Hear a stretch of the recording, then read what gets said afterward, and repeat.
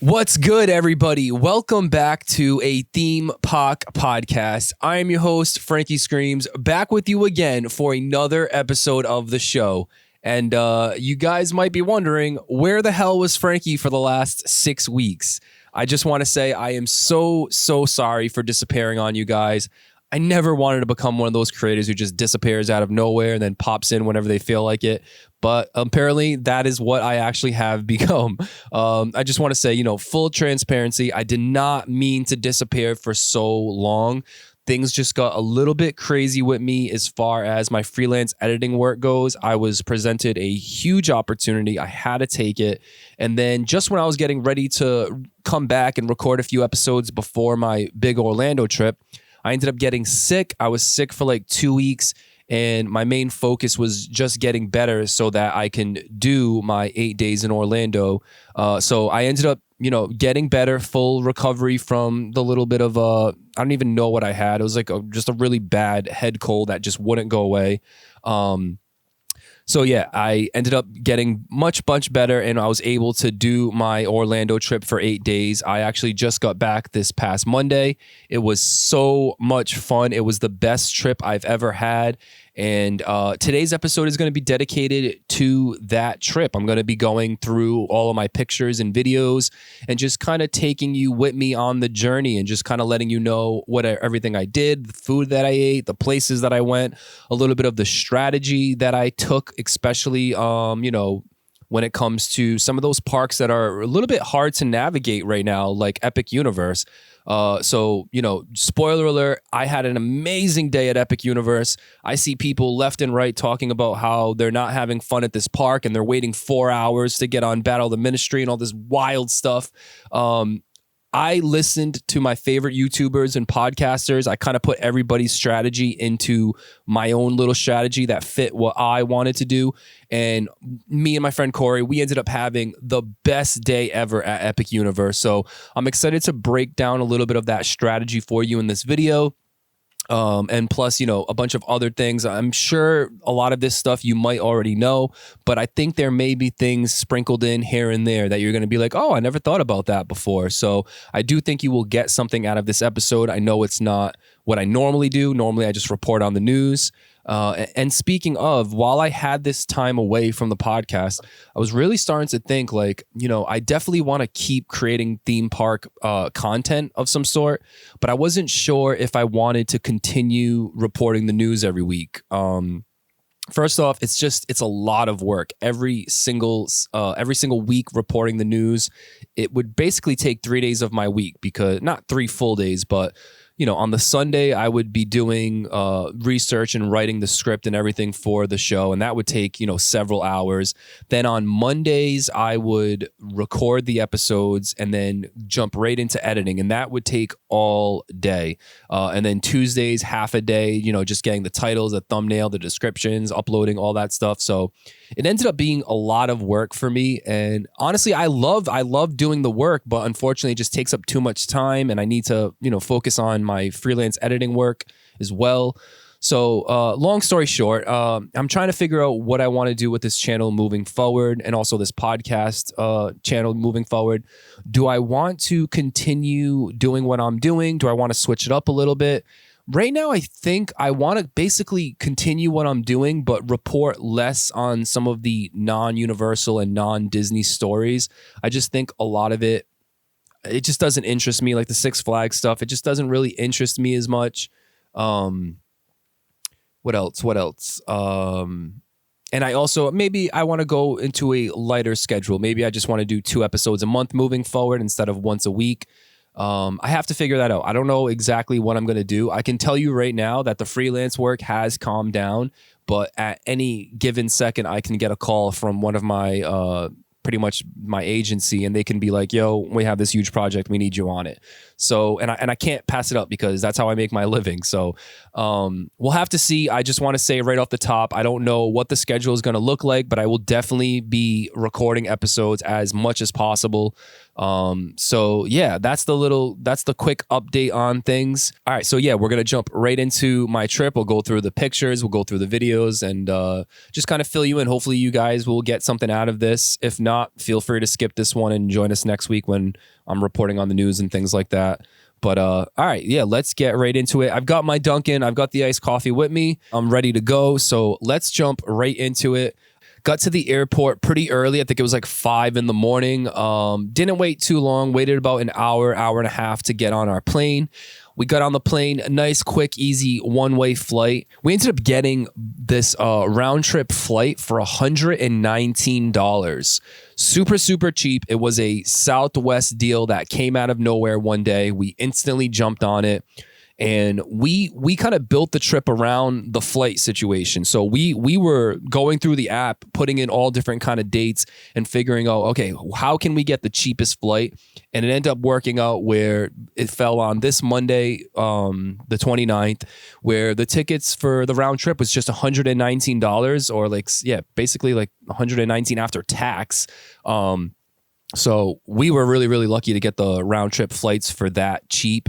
We ended up doing the early bird access for the way out. That way we could board the plane sooner and pick out better seats. Yeah, so landed in Orlando at 10:30, jumped in an Uber, went straight to Pop Century, which is the Disney resort that we were going to stay at for the first couple nights. We didn't even check in. We just went to like at the front of the building, right where you would walk in normally for like the lobby area. To the right, there was a luggage section. We just dropped off our luggage to them, and then they actually brought our luggage to the room. But we didn't go to the room. We dropped off our bags, and we jumped on a shuttle. The shuttles were right there. They picked us up, and we went straight to Disney Springs. So landed at 10:30, and by 11:30, we were already at Disney Springs.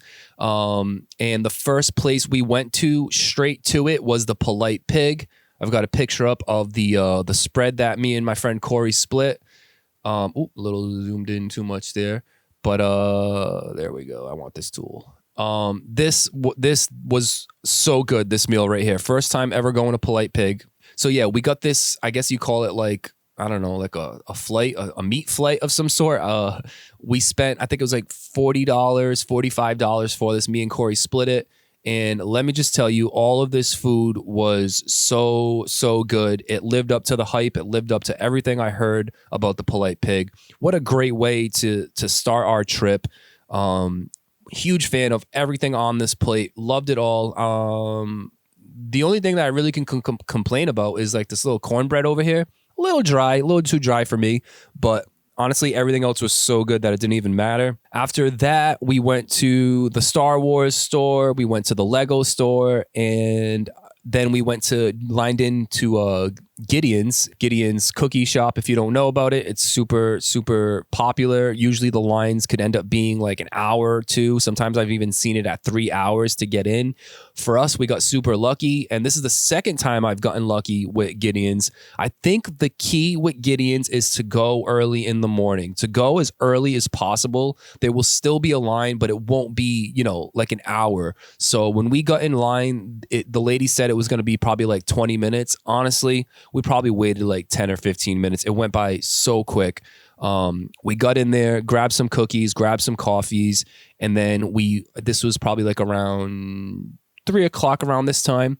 Then we headed to the shuttle area, got picked up by a resort bus, took us to Pop. That's when we actually went and checked into our rooms. We were very surprised to find that our bags were there. From 3:30 to like 4:30, we took a nap, which I don't think me or Corey got sleep at this time. We were just kind of laying there in silence with our eyes closed, just trying to get some rest, because at that point we had both already been up for like 12 hours, and with the travel day and everything like that, we just needed a little bit of time to rest.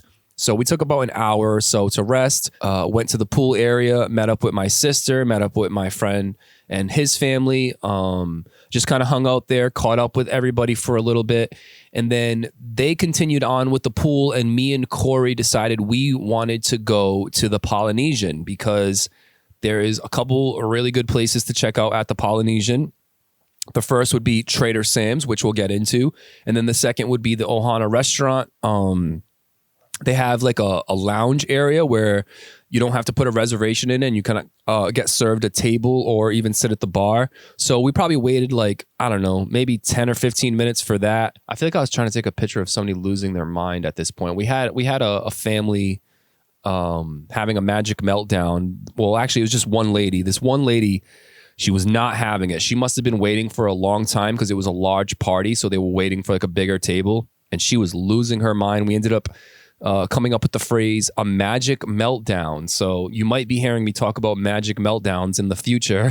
But yeah, she was having a magic meltdown, losing her mind, becoming very impatient. And her family just kept saying like, no, just wait. We'll get seated soon. It's going to be so worth it.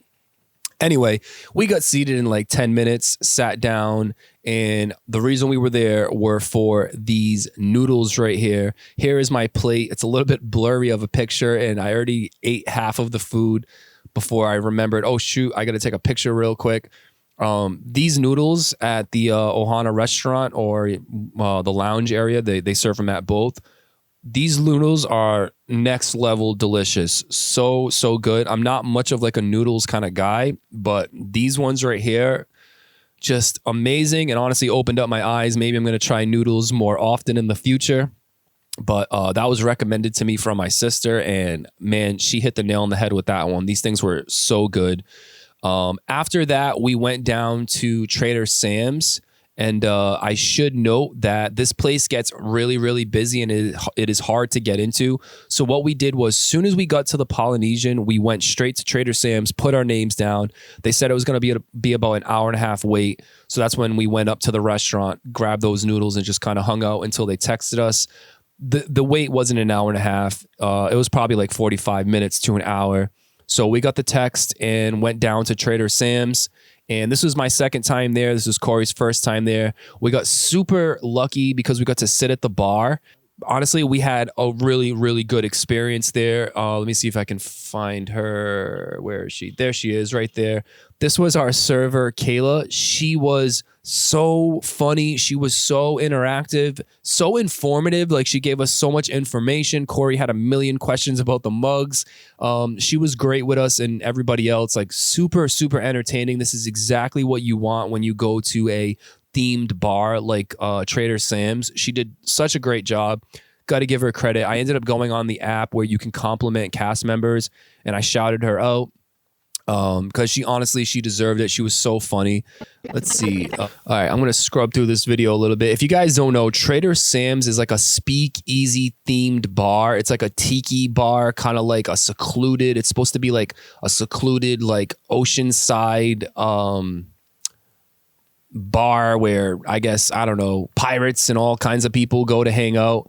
It's a themed tiki bar, speakeasy bar, and things will happen based on what you order from the menu. So if you order the zombie drink, the waiter or waitress will sort of perform some sort of zombie related act as she's bringing you the drink. So the first time I went earlier this year, when somebody ordered the zombie thing, the waiter came out with like the zombie eyes poking out. She had like glasses with like zombie eyes poking out, and she kind of walked over like she was a zombie. This time, Kayla, I don't think she didn't do that, but she kind of did her own little shtick. It was very funny as well. Let's see what this other clip is. This is when somebody ordered a drink and it really just sets off the room. The room does a bunch of different things. Here is, let me see if I can get the full size. Here's another waiter delivering the drink, and she kind of wore like a floaty thing. And let's see. Get the audio back.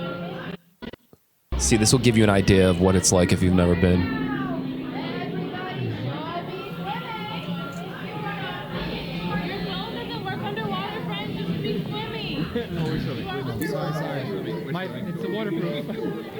Right there, a waitress scene that I was filming and I wasn't participating because they try to get everybody in the room to participate and they wanted all of us to act like we were swimming. So I wasn't doing that, and she's like, "It's not supposed to be on your phone. You're supposed to be swimming." Your phone doesn't work underwater, friend. Just be swimming. So we acted like we were swimming there. Our bad. Totally missed that one. Let's see. What else do I have here? Here is Kayla making some sort of fun volcano eruption drink for the people next to us. just shooting bubbles out.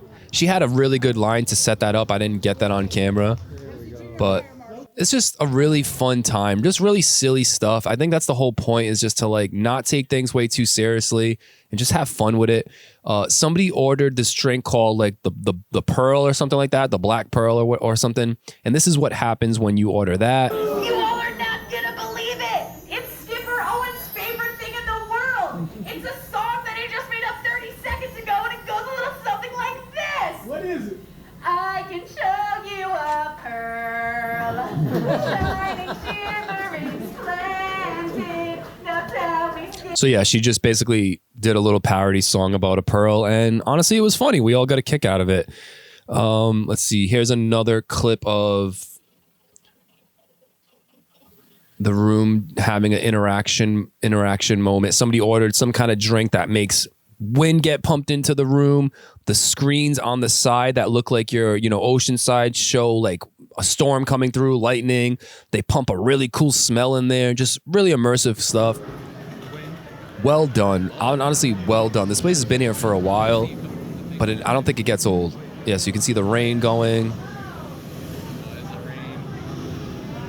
Some lightning effects. They were blowing wind in there. The lights changed. Honestly, I don't want to spoil too much for you guys if you've never been, but it was such a blast. We spent about an hour there, and then we're still at the Polynesian. This is at the Polynesian. We went outside the back way where the beach area is. We walked down this dock area, and there was a little boat that picked us up. This little boat probably could fit maybe 12, 15 people max, and it took us to Magic Kingdom. Really cool because once we got in the boat, it actually started raining, but it made for a really cool atmosphere. You can see in this, let me mute this. You can see in this video here. Damn, we were going fast. I didn't realize how fast this thing was going. But yeah, you can see like it's sunny out, but we were under a rain cloud, so it was raining on us for the trip. But really, really cool. Probably takes like, I don't know, 5 minutes tops to cross over to get to Magic Kingdom. From Magic Kingdom, now the whole point of where we were going was to meet up with my sister and my friend and their families at Boardwalk. So we took that boat to Magic Kingdom. From Magic Kingdom, we jumped on the monorail. The monorail took us to Epcot, and that's this ride right here, this video right here. And I just love how the monorail goes right by Spaceship Earth. It goes right through Epcot. You can see a lot of the park from there. Kind of got us hyped up for the next day where we were going. We were going to Epcot, so that was cool. From there, where were we? We were at Epcot. We were going to take a shuttle. I don't think we got mixed up. I don't know. Sometimes navigating Disney World can be really overwhelming if you don't know all the ins and outs of things. So from Epcot, we ended up taking a Uber to the Boardwalk area. Met up with my sister and my friend's family there. This was my first time at Disney Boardwalk. Here's a picture of me and my niece. We met up. We took a picture with this street performer. I ended up getting a slice of pizza from the Boardwalk pizza spot. Walked right up, no line. The pizza was ready. It was probably like $9, $10, $11 with a drink. Pizza was pretty good. It wasn't that bad, to be honest with you. It was pretty good. Now, I know pizza can not be that good in Orlando, but so yeah, we walked around Boardwalk, had a bit of a, walked around, took pictures, took videos, and just kind of hung out with the family. And then after that, we went back to the hotel and fell asleep right away because the next day we were rope dropping Epcot. So me and Corey were up super early and we ended up getting into Epcot. We took the Skyline from Pop Century Resort, the new Skyline. We took that straight to Epcot. Super easy process. No stress on that at all. And we were in Epcot by like 8:10, 8:20 in the morning. So we technically kind of rope dropped it. It was not that busy at all at this time.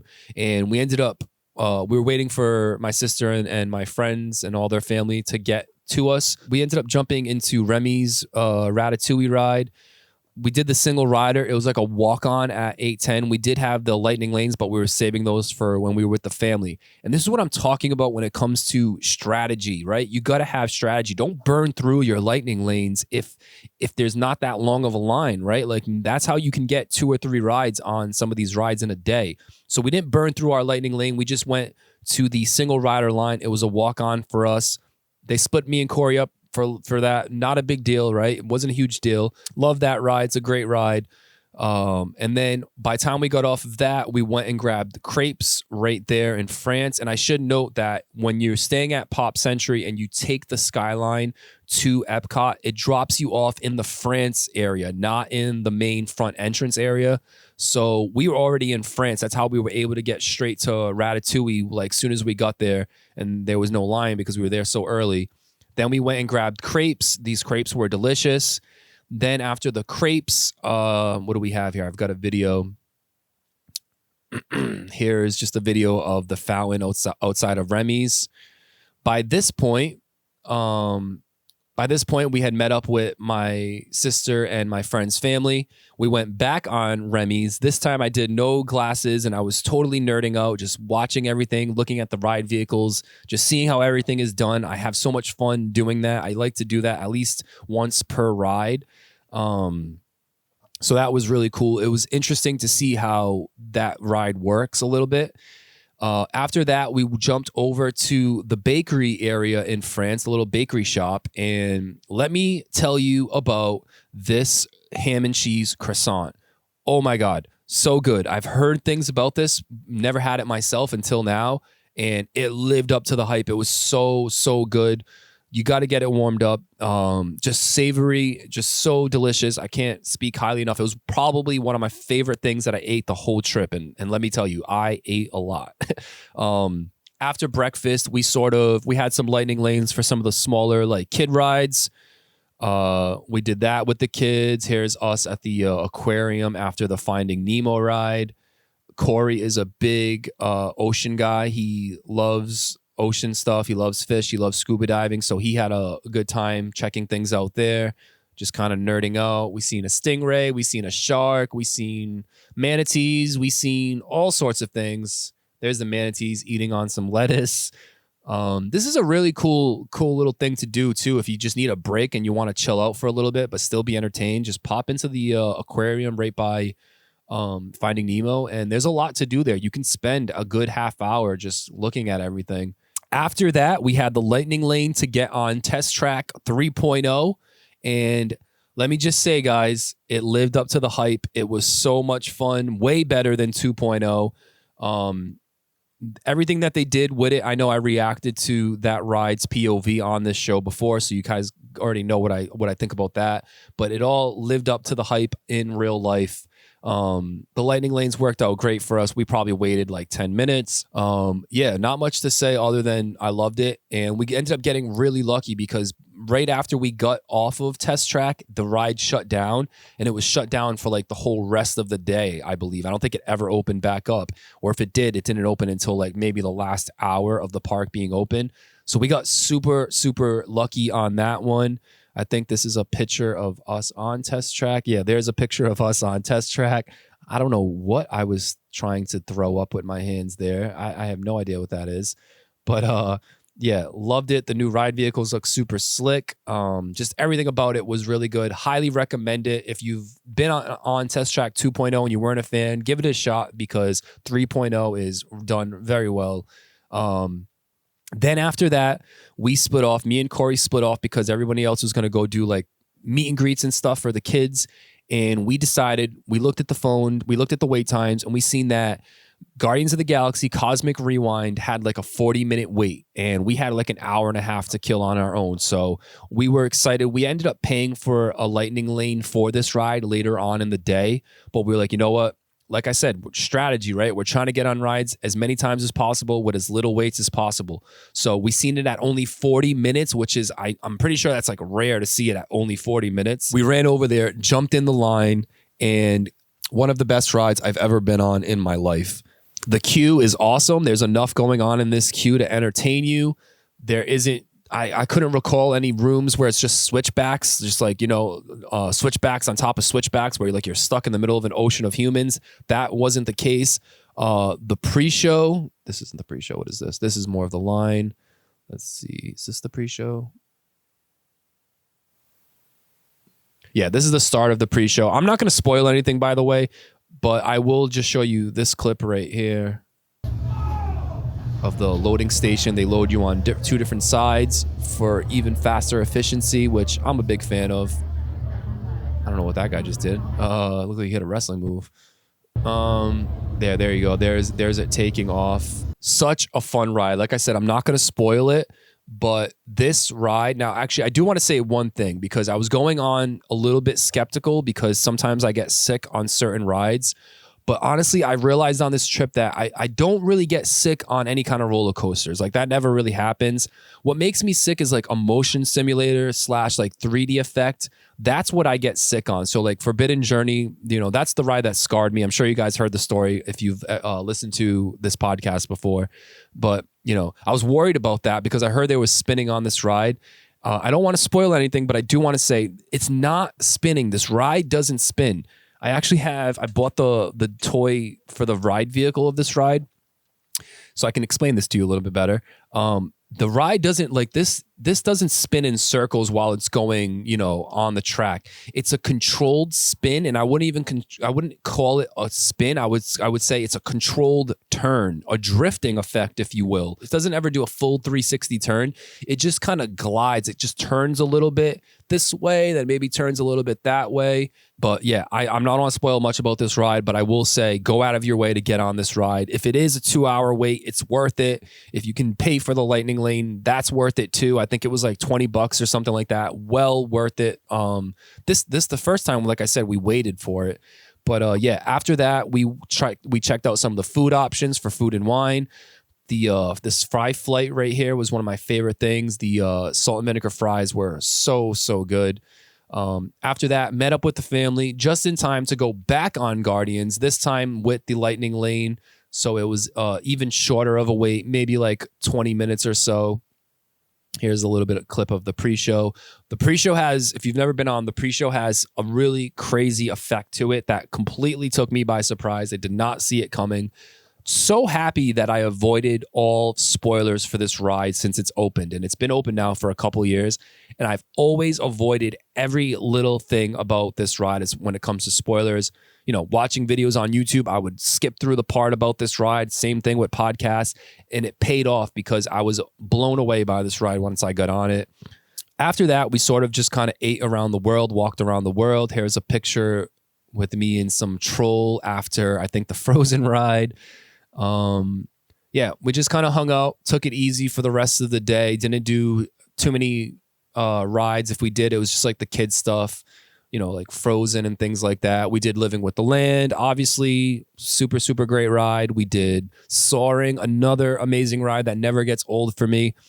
Yeah, after Soaring and all that, that's when we kept walking around. At nighttime, here's a video of me just sitting on a bench, enjoying the vibes, people watching, basically just having a little bit of a rest here. The day was coming to an end, and I knew we had a big week ahead of us. Epcot is such a nice area, such a nice park to chill in.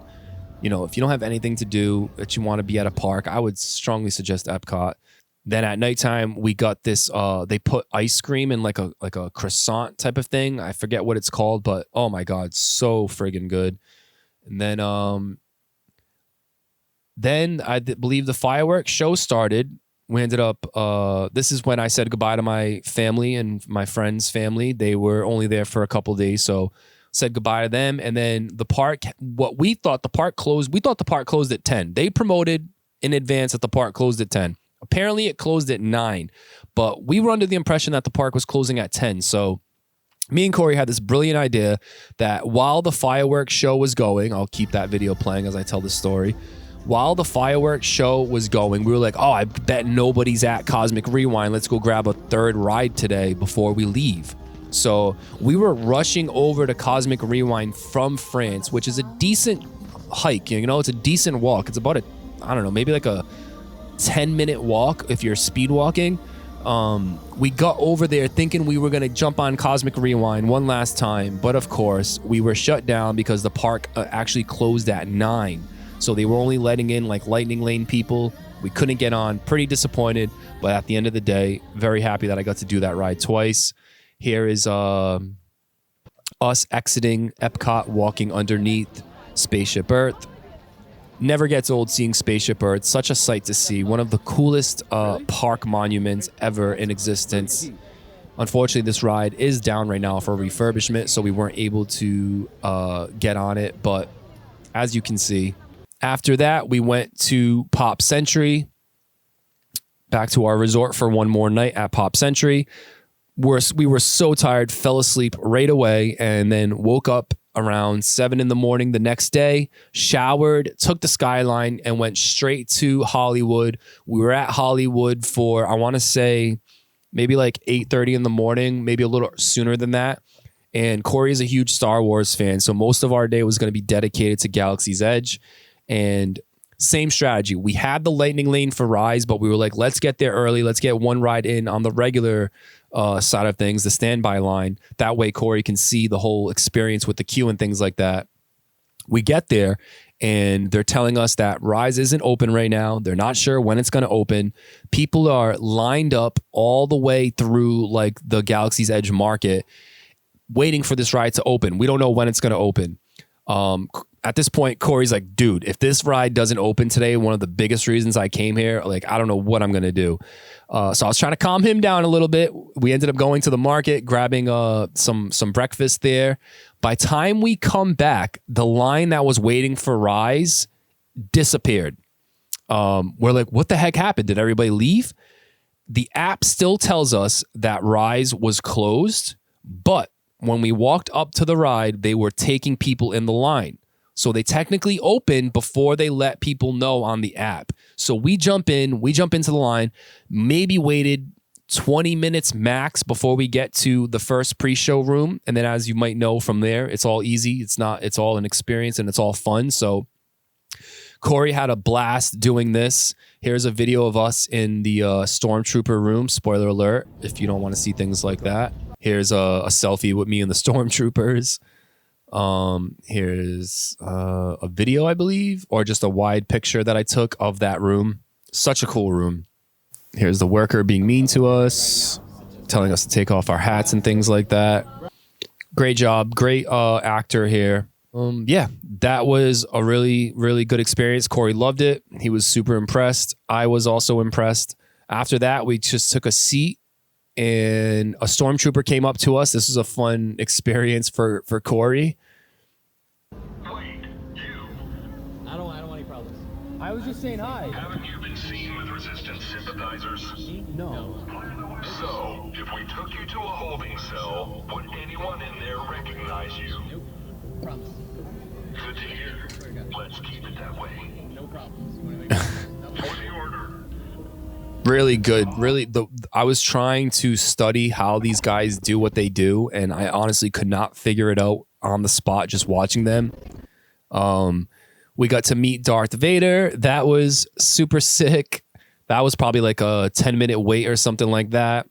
Really good experience. Darth Vader said some cool stuff. Then we went to the Indiana Jones show.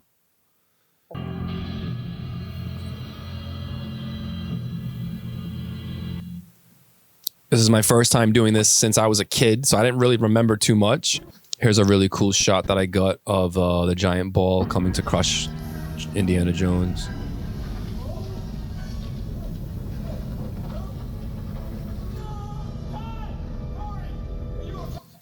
After that, we went to Rise again for the second ride of the day. This time was our Lightning Lane, so we got right into the pre-show room instantly.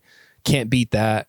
Here's a video of, I forget his name, but the really cool animatronic that's in the ship that they load you into. Took some more selfies with the Stormtroopers, as one does. Fantastic ride. I noticed some things that I never noticed before, like this right here. I never noticed. I believe his name is Finn, the Finn animatronic. I never noticed that before on the other 2 rides that I've done in my life. So here on the 3rd one, I noticed this Finn animatronic, got a good shot of it. That's when they raise you up. And then, yeah, I'm not going to go into spoiler territory. But after that, we had an appointment to make a lightsaber. Corey set up an appointment at Savi's workshop. Let me just say, if you're a huge Star Wars fan, you might say, oh man, like what is it, like $225, $250 to build a lightsaber? But if you're a Star Wars fan, this is well worth it. I don't want to spoil too much if you've never done it before, but they do a fantastic job with this, making it seem special, making it seem like a show on top of being able to build your own lightsaber. This actor here, like the main guy who goes through the story and everything, he is really, really good at his job. And I honestly hope he's there for years to come because I'd love to catch him again sometime. The way the music changes in the room based on what he's saying, along with the lighting, it makes you feel like you're in the middle of a Star Wars movie. And they just do such a good job. I've got tons of pictures here. We ended up... let me see. So like after the main guy does like his spiel, you get like one-on-one time with your own worker who helps you put the lightsaber together. This was our worker. Let me see. This guy right here, Chris. I think his name was Chris. Another awesome worker. Super polite, super nice. Didn't seem like he was trying to rush us. He took his time with Corey so Corey can build exactly what he wanted to build. As I go through these pictures, such a cool moment. Corey said he had chills. I honestly had chills watching it. It was such a cool thing, man. I'll leave you with this one picture right here. Pretty effing epic right here. After that, what did we do? We went into the other gift shop, other Star Wars gift shop. A lot of cool stuff there. Here's a wide picture I got of the whole room. I honestly could have spent a half hour there just looking at everything. Once again, all the workers in there, super helpful, super kind. After that, Corey did Millennium Falcon. I didn't because that ride makes me sick. He loved it though. I did get to go through the queue, so that was cool. After that, while he was on that ride, I was watching people meet Chewbacca, which was great. After that, we had a reservation for Sci-Fi Diner. And here's a nice little tip for you. The reservation for Sci-Fi Diner was like at 2:15 and it was like 1:15 and we were ready to eat. So we went and just saw if we could check in, and they let us check in, and it was probably like a 5-minute wait, and then they had us seated. So if you do have an appointment for, a certain time, just know they probably most likely will let you check in earlier and just get a head start on things. And that's exactly what we did. Let me just say this. The burgers there, I heard a lot of high things about these burgers. I heard high praise about these burgers. People say it's the best burgers in Disney World, and now after eating this burger, I have to agree. This burger was delicious. This was like the barbecue bacon burger that they had.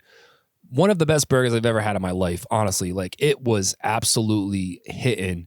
So good there. Yeah, there we go. A little bit of a video to catch the vibes from the back of the room at Sci-Fi Diner. Highly recommend you go here if you never have. It's so peaceful and so quiet. Everybody stays so quiet because the TVs are, the main screen is playing audio. So out of respect, I think everybody just stays super quiet. And honestly, I love that because going from, the crazy theme parks to just a nice, quiet, dark room with AC, nothing beats that. After that, we went to Slinky Dog roller coaster. This was my first time going on the ride.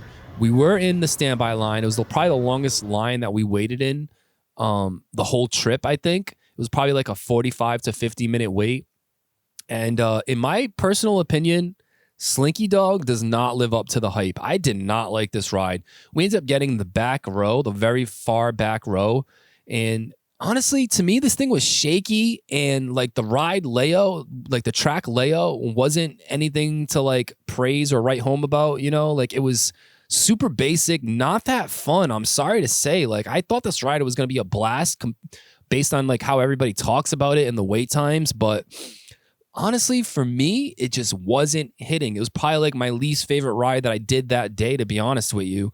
Just wasn't that good. If you're a small child, I'm sure things are a little bit different. This is a nice ride for a kid probably, and I'm not even somebody that like needs like the crazy drops and things and going upside down and things. Like I don't need that to enjoy a ride, but it was really just like the track layout that I just didn't think was that great. But after that, we got to go on Rock and Roller Coaster one last time with the Aerosmith theme. Honestly, I always forget how intense this ride is and how fast that initial launch is. I think I got a good video of it taking off. Yeah, right here. This thing goes, man, and it goes hard. Love that ride. I can't wait to see it with the Muppets re-theme. I think it's going to be way, way better. So yeah, that was the last time we'll ever ride Rock and Roller Coaster. I think, yeah, after that, we went on Mickey and Minnie's Runaway Railroad. We ended up getting stuck in the last room here, or like the second to last room. We're stuck in here for a good 5 minutes. And for some reason in this room, there's no AC, so it was pretty hot. Here's me just killing time, waiting, talking to the lady next to me. Yep, Corey did not look amused, and neither did I. And this was cutting into our time. We had lightning lanes for other rides, so we were like, what are we gonna do? Like, how are they gonna handle this? But Disney is so cool. If you show up late, it's not a big deal. They'll let you through. After that, we went to Tower of Terror. My first time having the balls to go on Tower of Terror. I had to get it done. Usually I won't do drop tower rides. It's just not my thing. As you guys have probably, if you've seen past episodes, you guys know I'm a bitch when it comes to drop towers. But I was sick of I was sick of missing out on a historic ride. So I was like, you know what? Fuck it. I'm just gonna do it. And it was so much fun. I will say, so it goes up and down a couple times. I will say if it kept doing that a little bit longer, I probably would have gotten a little bit sick from it because I started to feel it come on. But it was worth it. It was a great ride. I can see why it stays the test of time. The theming is phenomenal. Not much to say. I'm sure you guys have done this ride before. After that, Corey had a droid build, which was really cool to see him do that. Honestly, this is a really cool experience too if you're a big Star Wars fan. I love this conveyor belt just going through the whole store that has all different parts, and you can just kind of stay there and wait for the part that you want to come through. Then after that, we had reservations for Olga's Cantina, the Star Wars themed bar. And this place also lived up to the hype. Here's a selfie of me with my mocktail. I ended up trying, I think, every mocktail they had. I think it was like 3 or 4. By far the best one. Well, actually, before I get into that, here's a shot of the bar. We were seated right at the bar, which I thought was awesome. We were on the side with the DJ animatronic right there. So honestly, I think we had one of the best spots that you can get at Olga's. Just a heads up, there is a 45-minute limit when you get in there. So you got to kind of be quick and order right away if you want to, try everything. And that's exactly what we did. We tried all the food that they had to offer, or at least most of it. This flatbread pizza thing was pretty good. I don't even know what this was, but it was really delicious, different than anything I've ever had before. But the star of the show is this bread cheese ball. Holy shit, this thing was so good. I'm thinking about it. I've been dreaming about it every day. So good. This is like a sweet kind of like sauce that you can dip it into. I honestly don't even think it needs it. Just on its own, it is so good. This is my favorite mocktail that I got. It was like a mango pineapple sort of drink. And just look at this thing. Look how it gets served to you. That is so cool. I was on a sugar high. By the time we left this place, I was on a sugar high. Here's a video of me drinking that as I drink my iced coffee. So good. After that, hung out in the Star Wars land a little bit, watched the stormtroopers interacting with people. We actually got to see Kylo Ren, which was awesome because we didn't think we were going to see him. He also has great lines for the guests. Then after that, we jumped into, I think it was the only ride that we had left to do. We did every single ride, and that was Toy Story Mania. So Toy Story Mania was the final ride of the day for us. Great ride. I've been on it before. Love it. It's the most accurate shooter that I've ever been on. And then we took the Skyline back to Pop. From Pop, we picked up our bags because we had dropped off our bags at the luggage area. And then we got an Uber, which took about 15-20 minutes to go to the Universal Resort. And that's when we went to the Dockside Inn. That's where we were staying. And I just got to shout out my guy. I believe his name was Chris, who checked us in. Super nice dude. When I'm checking in, I let him know it's my first time I'm staying at Dockside. Is there anything you recommend? And he said, well, what is most important for you? Do you want to be next to the pool? Do you want to be able to get to the lobby quick? And I said, bro, the only thing I care about is getting a good night's sleep. I was like, I don't want to be next to families. I don't want to be next to kids. If there's any way we can avoid that, I would really appreciate that. And he's like, dude, I got you. I found you a spot. So we were in, and honestly, write this down. This is a great place to be. We were in Tower 2, floor 10. And when I tell you, we didn't see anybody, we didn't hear anybody for the 6 nights that we stayed at Dockside. On top of it, this dude, Chris, hooked your boy up with a family suite. We did not pay for a family suite, but he hooked it up with a family suite. So I had my own private room.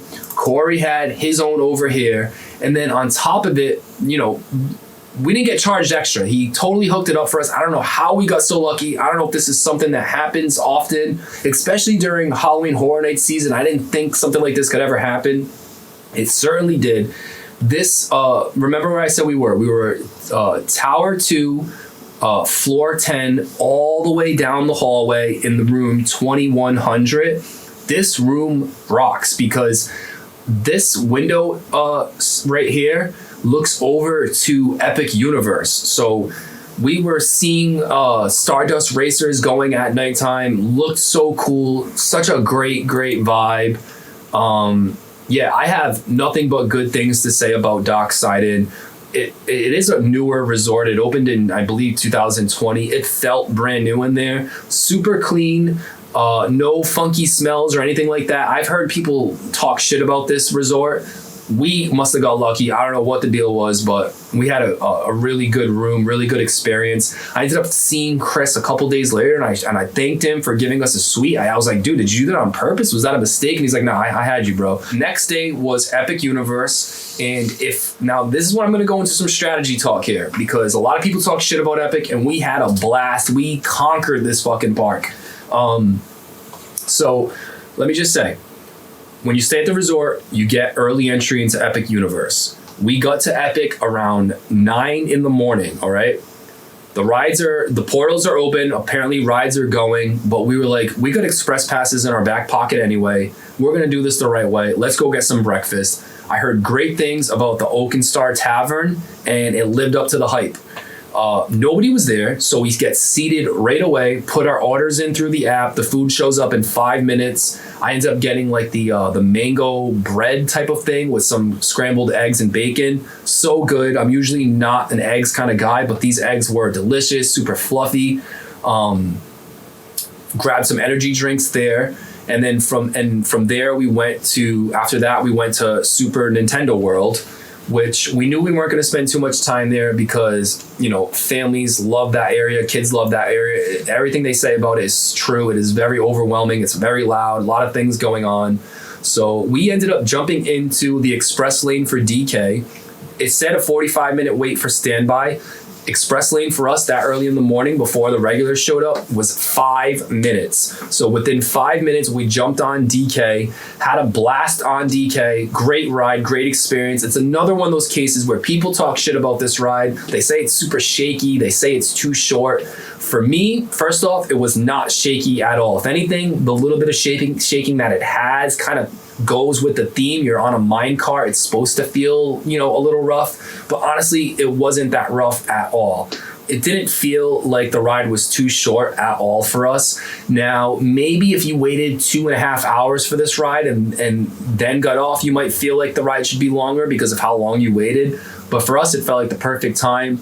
Right after that, we jumped over to Mario. Mario was already at like 130 minutes by this point. This was probably like 9:45 now.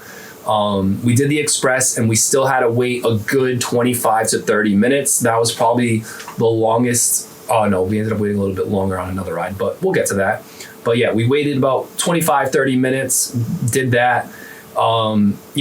It's a decent ride, but I would never wait more than 40 minutes for that ride. It's not worth it. Honestly, I would probably skip it the next time I go if I'm not having, like a rope drop kind of day. But if you are one of those people that need to get on this ride, I think the best time to do it is as soon as possible. Rope drop, get in there early and bang out DK and Mario back to back.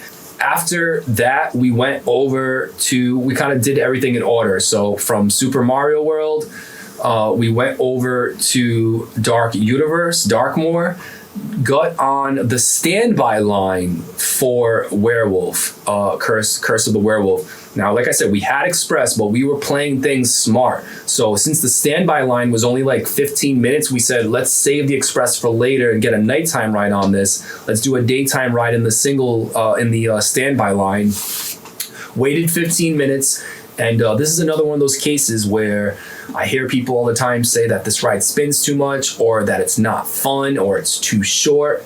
I didn't have any kind of experience like that. I honestly love this roller coaster. I think it is a fun last minute addition. Like I'm so glad that they put this ride in there last minute because apparently this wasn't supposed to be there. It was going to be a show of some sort. And then last minute they switched up the plans. For a small footprint roller coaster, I think this thing was pretty fun. I mean, I don't know why people are so angry about this ride. People hate on this ride heavy.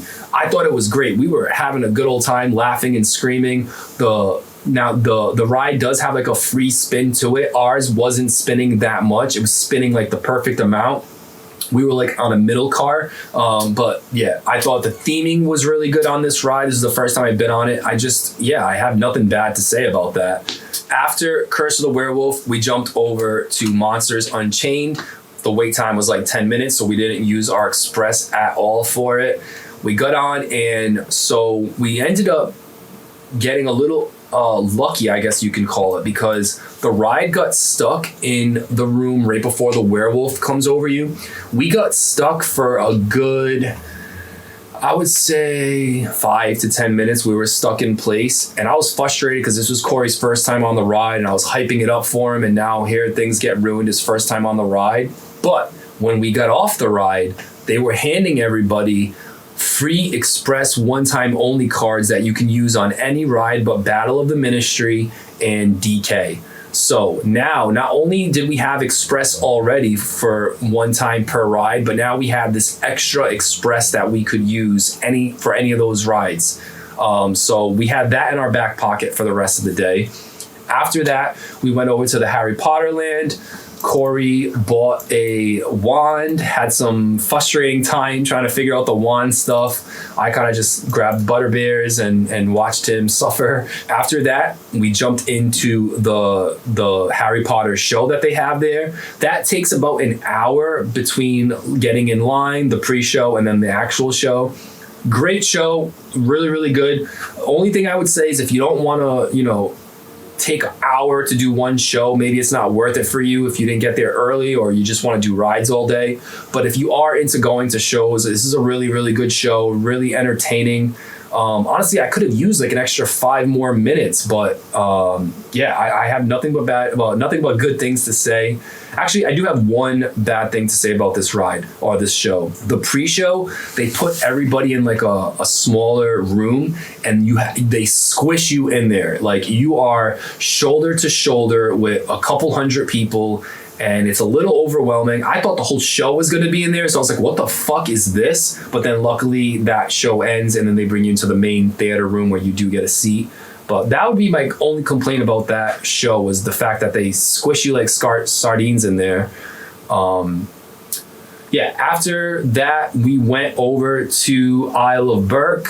ended up getting on what is it called? Hiccup's Wing Gliders roller coaster. We used our express that we had, not the free one that we got, but the one that we that came with the regular express. So we jumped in the express line. It was probably like a 60-minute wait for standby. For us with express, it was probably like 15 minutes max. Pro tip on that one, if you're trying to speed things up, after you want to get your stuff in the lockers as soon as possible. That way you can kind of get ahead of everybody else that's all rushing to the locker area. So they let probably like 25 to 30 people at a time go into the locker area. You want to be one of the first to get done with that. Try to squeeze everybody's stuff into one locker. That way you can jump right into the line, because that's where the lightning lane line or the express line and the standby line kind of join forces. So that's a good little tip, is to just get the locker stuff done as fast as possible and you'll get ahead of a lot of people. Did Hiccup's Wing Gliders, absolutely fantastic ride. After that, we went back to Darkmoor.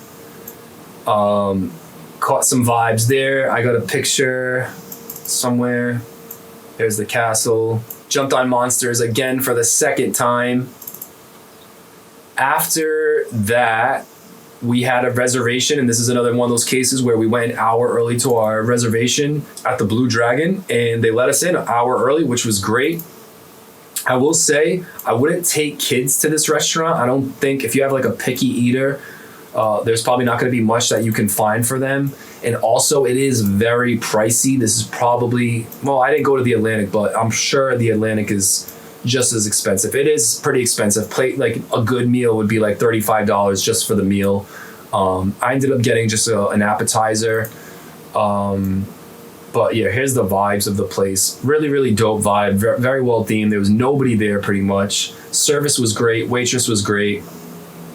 After that, we popped into Super Nintendo World one more time just to catch the vibes real quick. I just did a quick pan of the whole area. Yeah, we didn't stay. It was just too loud, and we didn't really care to get on Yoshi. That was the one ride we didn't do. After that, we went back to the Harry Potter land, and we used our express to get into Ministry of Magic. What can I say? This is my first time doing this ride, first time going through the queue. Absolutely amazing. This is another one of those rides where I hear that it's like a motion simulator of some sort and it gets people sick. It did not get me sick at all, which was honestly a big surprise. And I do want to throw in there, I do take Dramamine. I take 2 Dramamines a day, so one early in the morning and then one midday. And honestly, that's probably why I didn't get sick. But you guys have already seen the videos of the queue, I'm sure, a million times. So I'm not going to go too far into that. But what I will say is, when you get out of the ride, they put you back into this big room where everybody likes to get pictures. And that's exactly what I did. I started taking selfies in there. There is a section right over here in front of this big statue. I don't think a lot of people know, but you can go in front of this statue and just chill for a little while, take pictures. The cast members will let you do that. So that's what I did.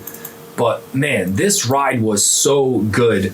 One of the best, I consider it a dark ride. One of the best dark rides I've ever been on, if not the best. I think it's tied with Monsters right now in my head. The standby line said like 130. For us with the express, we probably waited, I don't know, 25, 30 minutes. Wasn't that bad at all. Entertained the whole way through because the queue is so good. I mean, like, look at this picture. This is a fantastic photo. I got a picture too with the statue there. Like I said, not a lot of people know that when you get out of the ride, they put you back in this huge room. You can go right in front of the statue. Just ask the cast member who's kind of holding it off, and he'll let you go, hopefully. Such a good ride, man. After that, we grabbed some more butter beers. Then after that, went back to Dark Universe. Basically, I'm a citizen of Darkmoor now, how many times I went. Jumped on Monsters for the 3rd time. Got to catch the Burning Blade catch on fire, which was really cool. Let me play that. Let me get the audio.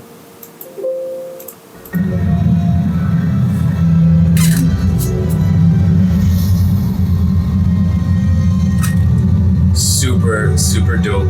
I was waiting a good 10 minutes for this thing to catch on fire, just standing there with my phone. I was the first one to like get in the area and get my phone out.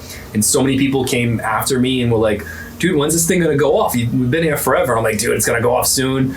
Pro tip, once you start hearing the soundtrack of the area start to pick up with noises, you'll hear like werewolf sounds.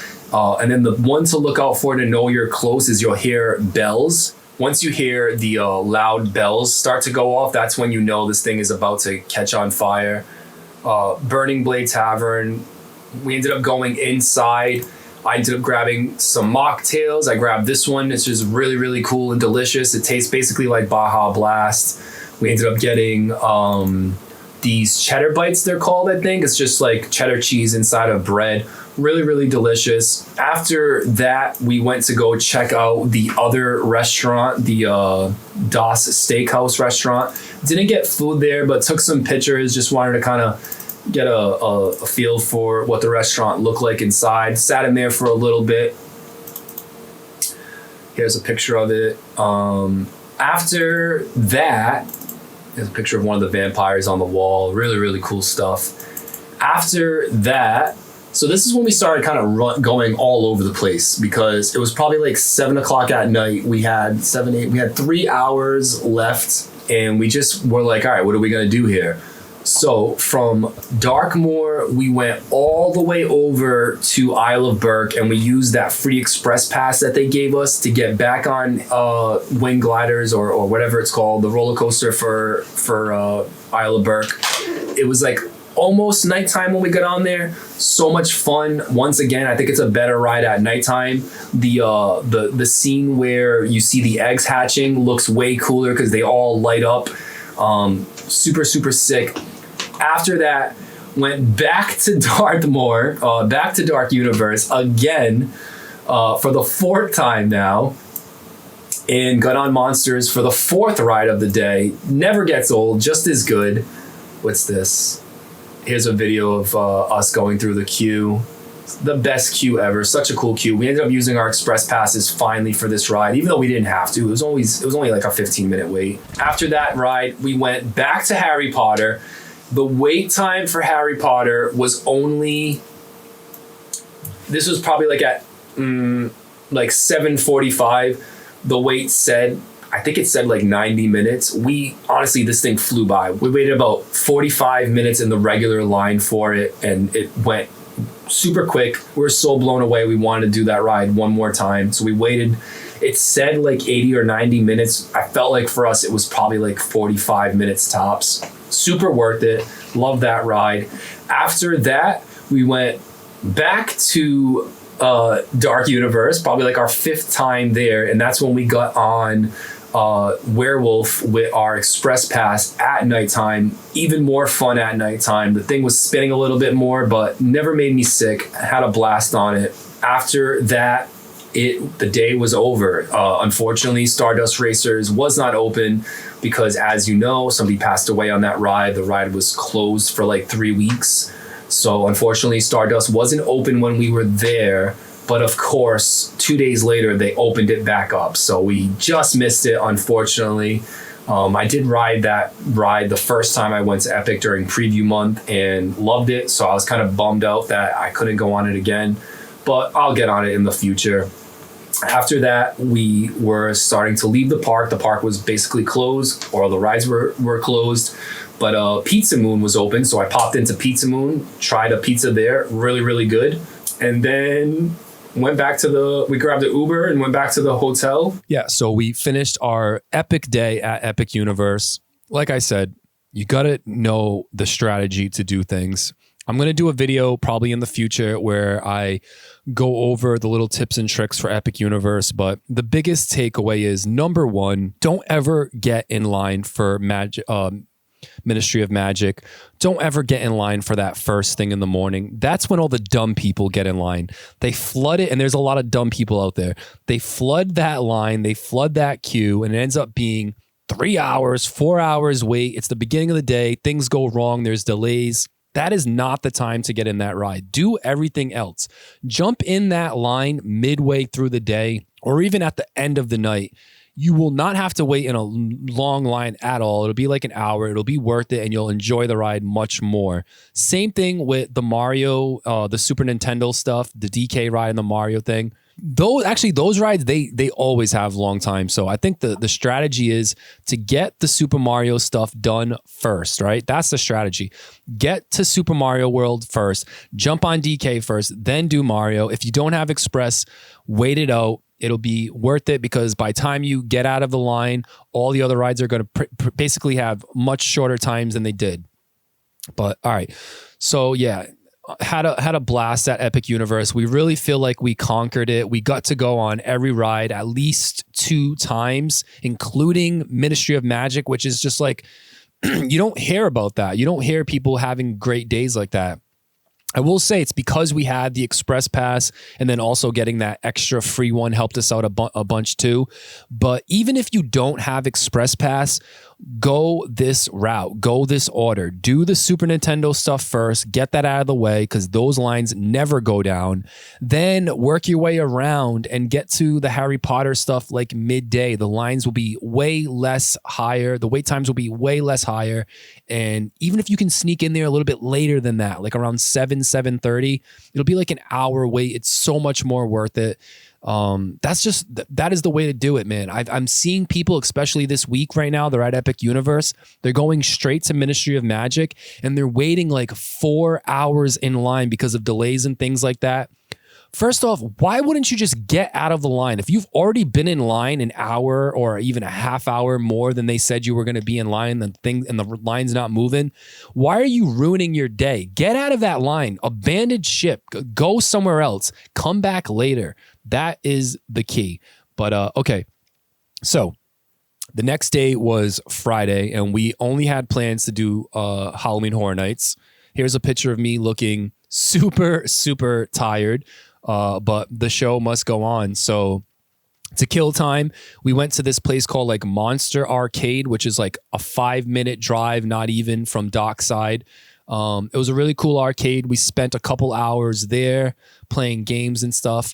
Went back to Dockside, took about an hour nap, if you will. Yeah, actually, I ended up falling asleep. Took an hour nap and then woke up and went to City Walk for Halloween Horror Nights Night 1.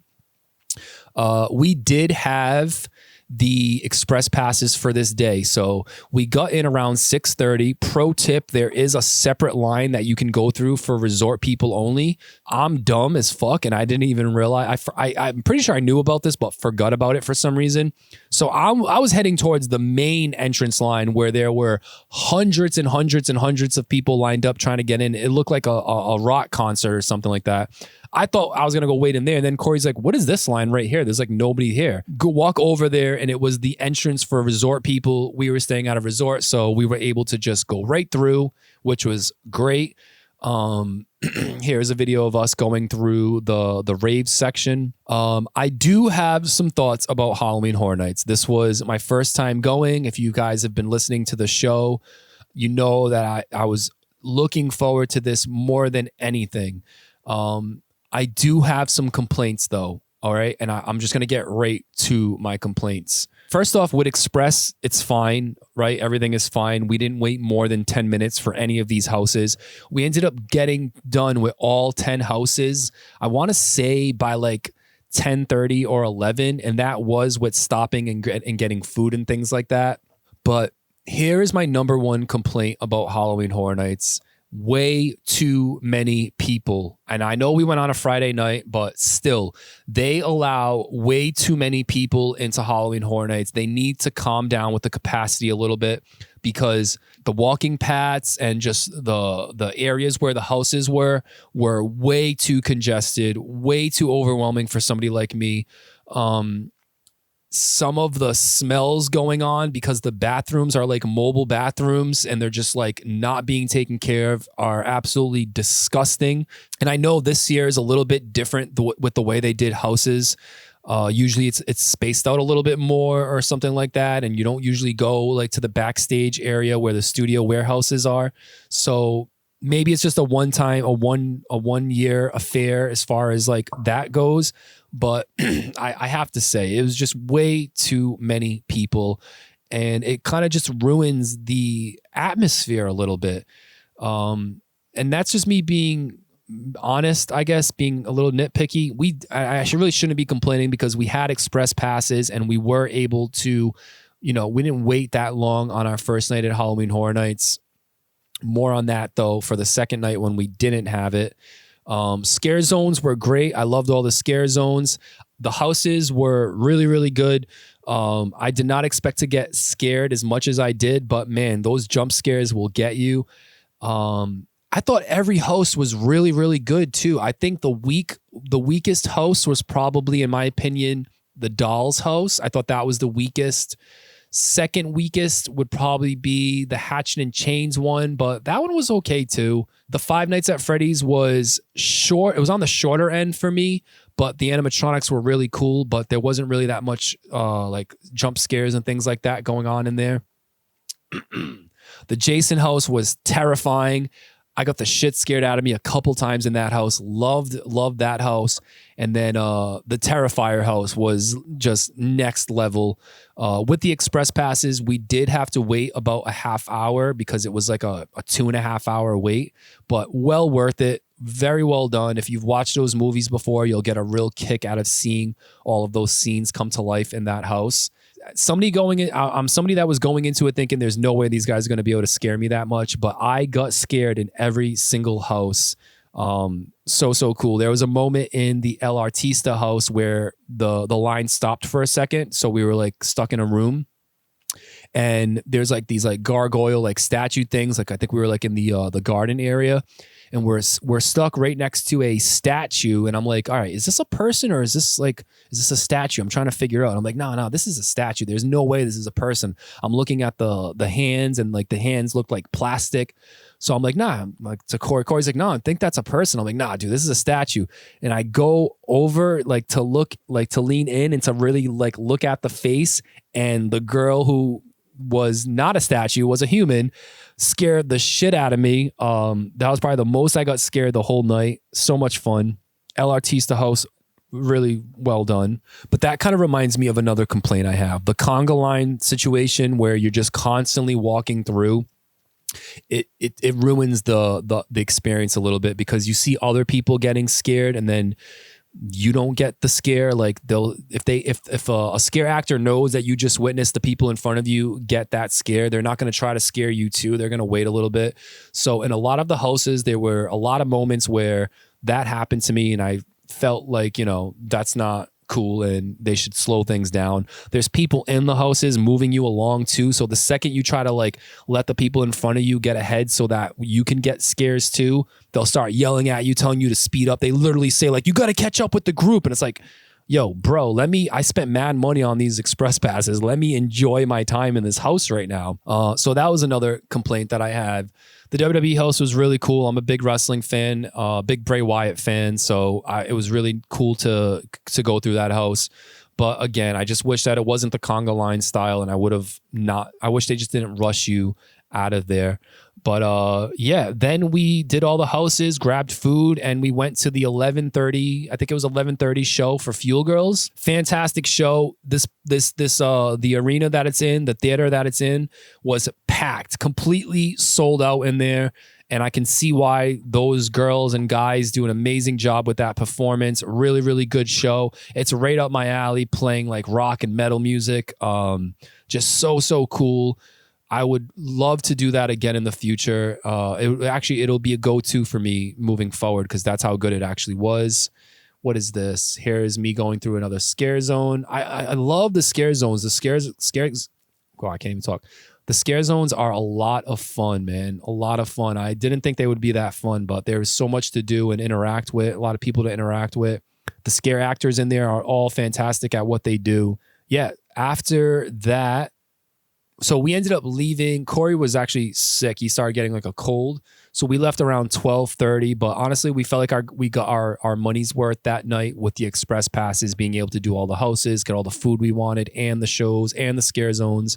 So that was a successful day. It was just too many people. That would be my only complaint, is way too many people. The next day was Saturday, and it was our day for Universal Studios and Islands of Adventure. We were not in a rush to rope drop or anything like that. So we got into the park around like 9:30. And what we did, because we knew it was going to be raining for most of the day, so we ended up doing Velocicoaster first. And we did have Express for this day as well. We did Velocicoaster first. Then we jumped into the Hagrid's line. We ended up Hagrid's ends up closing, getting a weather delay right as we're about to get into the first room, like the little cave room. So it's raining, it's pouring on us, we're getting soaked, and we're right at the entrance to get into the room. We're like, God damn, we're so close. What are we gonna do? Luckily, a bunch of people ditched the line. So when they ditched the line, we were able to scoot up and get into the cave area, the cave hallway, I call it. The weather delay continued for about 20 minutes in there. But we had our phones, so we were able to look at the radar, and we seen that the rain was going to come and go pretty quickly. So we waited it out while tons of people were leaving the line left and right, which only sped up the process for us once the ride opened back up. Got on Hagrid's. Amazing time. That was my third time on the ride. So much fun. Corey loved it. By the time we get out of Hagrid's, the rain came. The rain came, and it was not letting up. We did what did we do? We did Kong, Reign of Kong. Here's a cool picture I got of one of the statues in the loading area.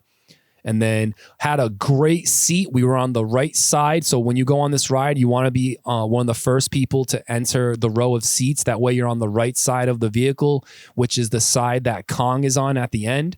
So this was my first time getting lucky and getting that spot.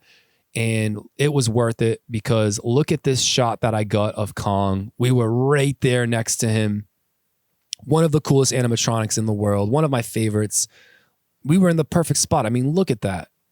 So sick. Love that ride. It's a sleeper. I don't know why people don't talk about it as much as they should be. It's such a cool ride. We were also in the back of the ride vehicle, which is like a tram kind of thing, like a bus kind of thing. And that was my first time being in the back row too. And it made the ride experience so much more better. You get a better view of the entire the main room that they put you in. So I would highly recommend try to get that back row on the right hand side, because that's probably the best place you can be for that ride. After that, Corey was still feeling a little under the weather, so he went back to the resort to rest for a little bit, and I was by myself, so I jumped in. It was still raining, by the way. I jumped into Spider-Man, got on Spider-Man with the Express Pass, so that was really quick.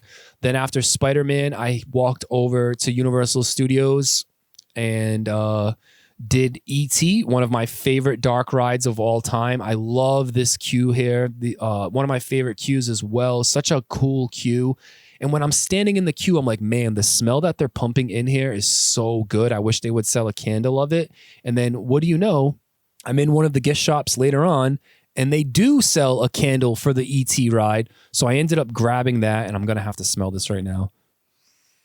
Oh my God. That is the greatest smell of all time. I love this smell. This was only like $25, $23, $25 after tax. Well worth it.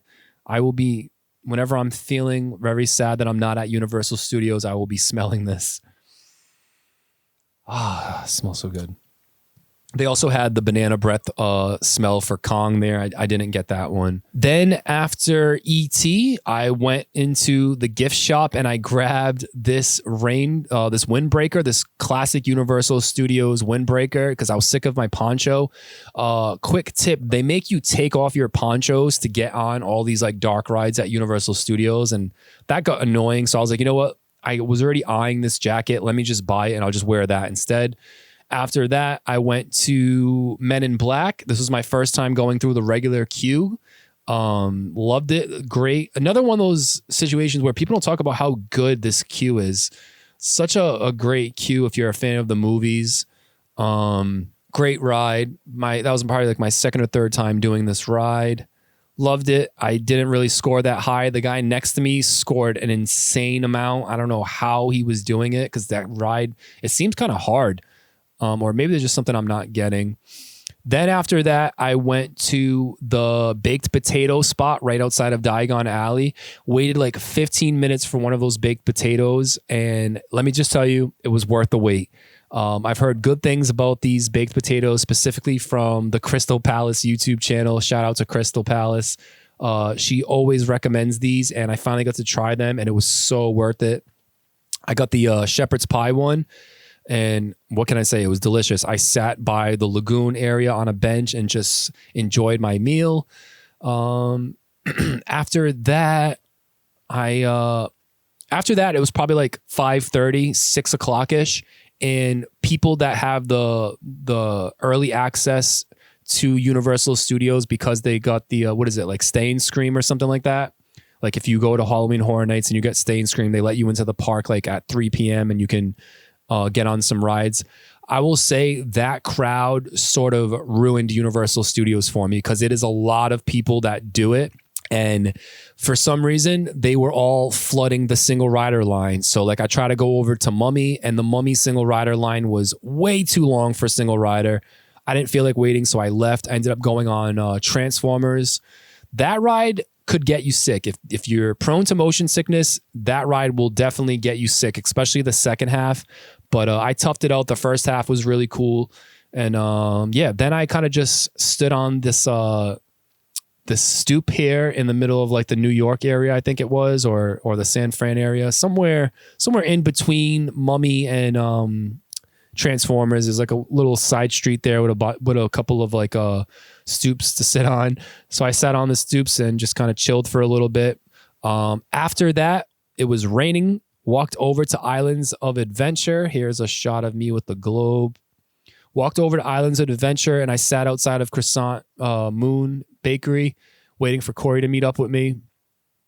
Corey got there around, I want to say 6:30ish. So we only had a couple hours until Islands was closing. But we did go on the greatest dark ride of all time, Cat in the Hat. Here's a video of us going through Cat in the Hat. There is my satisfied face. Love that ride, man. It is such a meme. What can I say? It is one of the best rides of all time. And I'm kind of half serious about that. After that, we went to Harry Potter's Hogsmeade. Got a picture with the castle. Pretty epic picture Corey took right there with the sun coming down in the shot. Really cool. It was raining still as well. Ended up doing the queue for Forbidden Journey. That was nice. Definitely didn't do that ride because it'll ruin a whole week for me. Then after that, we went to City Walk and killed some time before our reservation for Tootsum Chocolate Factory restaurant, whatever it's called. I got the chicken BLT. Corey got a steak. We both thought the meals were really good. Next day was Sunday, and it was our final full day of the trip. We started the day off by going to Disney Springs. We went to the Coca-Cola building. We did the flight around the world where you can try different flavors of Coke from all over the world. Honestly, a lot of these flavors weren't that good. And I know some of them are meant to be like weird and stuff, like this like cucumber one. This one right here tastes like barbecue sauce. It was supposed to be like plums, but it just tastes like straight up barbecue sauce. Disgusting. But there was a couple good ones. It was cool to kill time. After that, we ended up going to the movie theater. We watched The Smashing Machine at the movie theater there at Disney Springs. Good movie. I enjoyed it. After that, we went to Del Taco. Had to get Del Taco, one of my favorite places to eat in Orlando for fast food. We don't have it in Rhode Island, so I got to get it when I can. Del Taco was amazing. Then we went to the room, took a quick little nap ski, and then woke up and went to Halloween Horror Nights for night 2, this time without Express. And it was even more busy than the Friday night. I don't know why or how. We didn't do anything. Honestly, we didn't do any of the houses because we didn't feel like waiting in an hour and a half line for any of these houses. I don't know how people do it. I mean, if maybe if you live in Orlando or you have a bunch of days, it's okay. Just do 1 or 2 houses. But me and Corey just weren't even feeling it. We were just like, you know what? Let's hang out in the scare zones. Let's go watch Fuel Girls again, which ended up getting canceled every single showing of it. So honestly, we didn't have that great a time at Halloween Horror Nights Night 2 without Express. It was just way too many people. We tried to see what the pricing was like for the Express after 11 p.m. because it's supposed to be discounted. It was still $170. Like $170 for 3 hours of Express, not worth it, especially for us because we already did all the houses the previous night. So we ended up doing a couple of rides, Gringotts, Mummy, things like that, and then left. We left pretty early too. And that was our trip. The next day we woke up and our flights weren't until like 7:30, but we really had nothing to do. It was going to rain all day because the plan was to maybe go to Animal Kingdom and do like a half day there and then go to the airport. But honestly, the rain was ruining that whole thing. And honestly, the rain came in on that second night at Halloween Horror Nights and kind of ruined the vibes there too. The humidity before the rain came was at 97%. It felt like 110 degrees outside when it was only 75. Absolutely crazy Florida weather. So yeah, the rain kind of ruined the ending of the trip for us. But honestly, we got lucky with the first half. So yeah, we ended up getting, instead of waiting on Monday and flying out late at night, we ended up changing our flights to an earlier flight for no extra cost. So basically woke up, packed our bags and went to the airport, and that was the end of the trip. So yeah, 7 days in Orlando, had so much fun. It was the best trip I've ever taken. I really feel like we conquered the Disney parks. We conquered Epic Universe. We got a lot out of Universal Studios too, despite being, like a rainy day. So yeah, I feel like we had a blast. It really doesn't get much better than what we had, especially with the express passes and things like that. Yeah, I had so much fun. Came back, got home Monday around 4 p.m. And at that time I was feeling like, okay, I got my fix. I'm feeling pretty good with that trip. I don't think I need to go back for at least a couple of months, at least like 6 months or so. But that didn't last long because maybe 2 or 3 days later, I'm going through my pictures. I'm watching videos again on YouTube, and I started getting the itch once again, feeling like I need to go back as soon as possible, especially because I'm a annual pass holder for Universal. So like, really, all I need to do is pay for a flight there, pay for the room, and I can enjoy these theme parks for free. At least that's the way I picture it in my mind, since I already paid for the annual pass ahead of time. So I'm already thinking about how can I go back.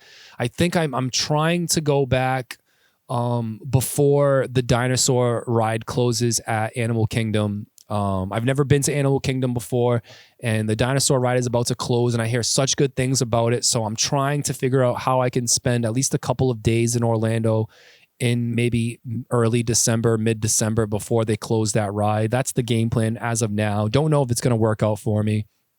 If not, it's looking like maybe February I will go back for a couple of days. My sister is thinking about it, so if she goes, I'm definitely going to go. We'll have to see how things work out. Maybe I've got 2 more Orlando trips in me before my annual pass runs out. I do think I'm going to re-up on that next year. I caught the bug, man. I'm obsessed with the parks. Disney parks too. Like, I had way more fun at the Disney parks this time around than I ever have before.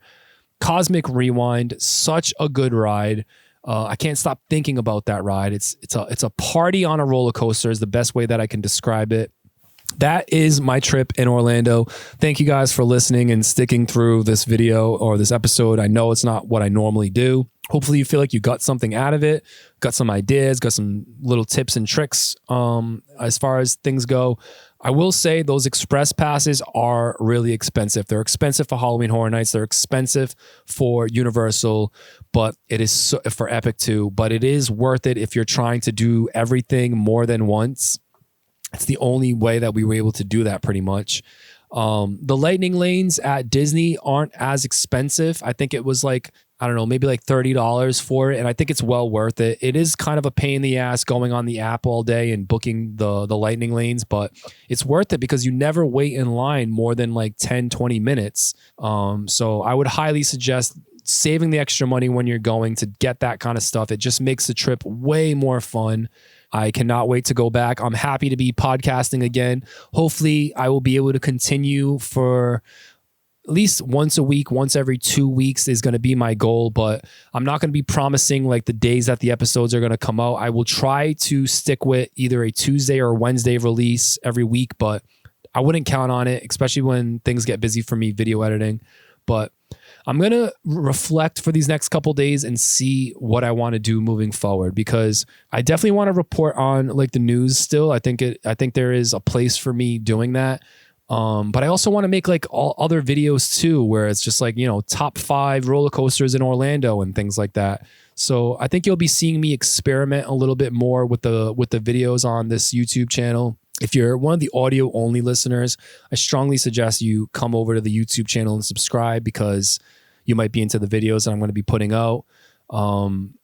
Maybe even doing some like little mini docs on certain rides or even theme parks and things like that. I know there's a lot of that kind of stuff already out there, so I will try my best to pick topics that aren't usually talked about, because I'm a video editor. I want to put my video editing skills to good use.